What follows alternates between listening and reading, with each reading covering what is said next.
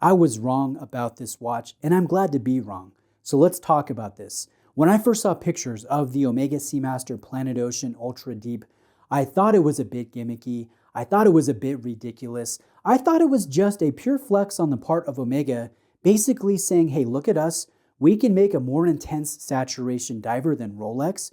We can do better specifications. We can make it more comfortable to wear, and we can do it at a lower retail price. So that was my initial impression, just looking at the picture, looking at the retail price, and looking at the specifications. And unfortunately, that just sells the watch short. This is far more than just a more intense Planet Ocean.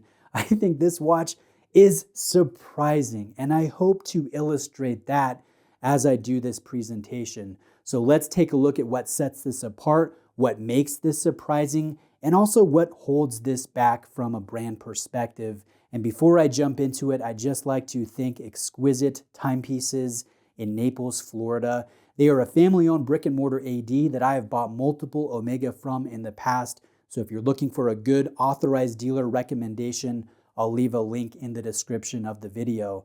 Now, this watch has a brand new stainless steel alloy that Omega has developed, and they have coined it the O-Megasteel name. Now, admittedly, O-Megasteel sounds a bit ridiculous. It sounds a bit gimmicky, maybe a bit hokey, but the actual alloy is no joke. This is a new alloy that is harder, it is brighter, it is wider than 316L stainless steel, and it goes through a process that Omega calls pressure electroslag remelting that essentially refines the alloy.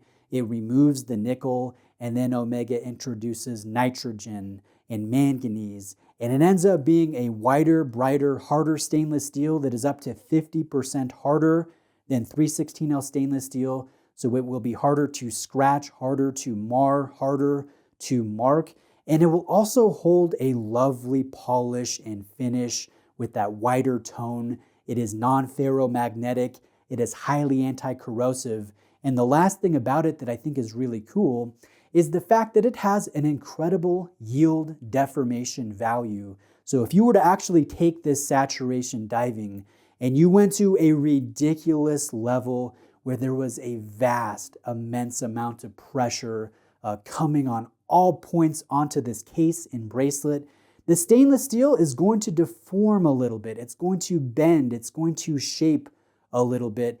And then when you come back up to the surface, standard 316L stainless steel, it kind of is always a little bit deformed after that event, but not Omegasteel. It actually comes back to its original shape. So if you think about this, Omegasteel, however hokey the name might sound, is a very impressive alloy that I hope Omega puts into the Seamaster Professional 300 and into the Seamaster 300, into the Aquaterra, and into the Planet Ocean 600, because there are a lot of specifications and characteristics of this new alloy that I find very impressive. Now let's talk about the fit and the way this wears. Admittedly, this is a massive watch. It comes in at 45.5 millimeters in case diameter, 18.1 in overall height, and that is to the top of this domed, in-house grown sapphire crystal that carries multiple layers of anti-reflective coating on the top as well as the underside of the crystal. So it is a substantive watch that you really feel when you put it on wrist. You feel all 254 grams of weight, and you look at the side profile and it looks a bit ridiculous because of how tall this is. And then you look at how thick the crystal is and how high the dial seems to sit on this case.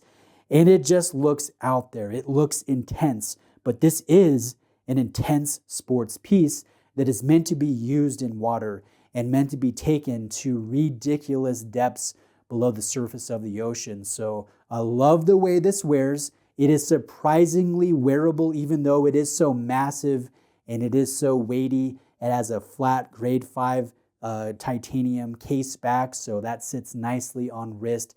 It has a relatively short lug-to-lug distance, and then the way this case arcs and curves when it comes to the lugs, it has a natural transition to that substantive height, so it ends up being pretty comfortable despite the fact that it is so massive. Now we have nice crown action, very smooth, good tactile feel when it comes to the crown as well as the bezel. I also like the mechanical feel of the various positions. And overall, this watch feels refined.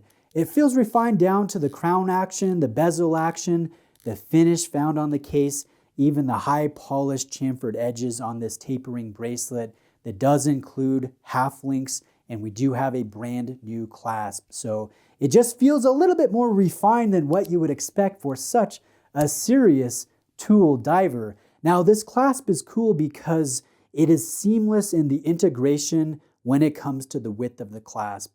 Generally with Omega clasps, they are wider than the links that they attach to, but not here on this Ultra Deep. This has a nice transition between the links and the clasp. There is a chamfered element here that shaves just a hair amount of weight off of the clasp.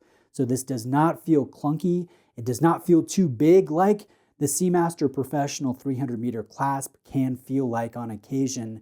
This one feels more refined, and yes, you still have the quick adjust. You also have a dive extension system, and I think this clasp and bracelet really set this watch apart, and this is how I would want to purchase an Ultra Deep. Now let's talk about the movement. Within the case is the 8912 in-house co-axial caliber that carries a free-sprung balance. It has a silicone hairspring. It is highly anti-magnetic. It does have twin barrels that hold 60 hours of power reserve. There will be 38 joules within the movement, and it will beat at 3.5 hertz or 25,200 times every hour. There is no date position. There is no ghost date position in the crown. And yes, this will come with the jumping time zone hour hand, which I find the most practical of the common complications. There will be an arabesque finish that is machine done found on this caliber, but you will not be able to see it because it is shielded behind a grade 5 titanium closed case back. And I find that perfectly understandable on a watch that houses 6,000 meters or 20,000 feet of water resistance. The last thing about this movement, it is certified by the COSC as well as the Swiss Federal Institute of Metrology. So a great movement, a great bracelet and clasp, a great case, and a new Omega stainless steel. We have nice dial details, very good lume, a nice ceramic bezel insert with liquid metal indexing. There's a great in-house sapphire crystal with a double ARC. There is a lot in the favor of this piece, but what would be the negative aspects here? I look at this and I think most watch collectors would say, well, it's too big and it's too expensive. Well, yes, it is expensive and it is big, and that makes it not a practical watch for most watch collectors. I totally admit that. I agree with you. But at the same time, we need to be fair. This is a saturation diver. It is a pure flex watch. It is Omega looking to say, hey, look what we can do. Look how impressive of a diver we can create for the price. Yes, it's not filling a specific void in the consumer market. There are not saturation divers out there clamoring for a 6,000 meter dive watch, right? No, this is all about the flex. This is all about the statement, and what a statement it is. So I think this is very strong, although it is not for everyone. Now, would I buy one? If you were to ask me a year ago, I would say, no, not really appealing enough for me. But you ask me now, after having had hands-on with this version, putting it on wrist, seeing the details up close, yes, absolutely, I would buy one of these. Now, I like this black-blue combination. I really like the orange bezel that is fully lumed. I'm not the biggest fan of that taupe or that brown gray dial. It's a little bit funky for my taste, but I think the white dial with the bright blue bezel looks phenomenal. That would be my pick. That one is going to be the watch that is eating away at the back of my mind as I'm considering what to add next in my two-watch collection. I think an Ultra Deep would be an ideal summer pickup that is greatly tempting to me. And yes, I would buy one. So stay tuned. I might be adding one to the collection. We'll see what happens. I want to be more methodical, but this watch is strong, and I do think I could pull it off.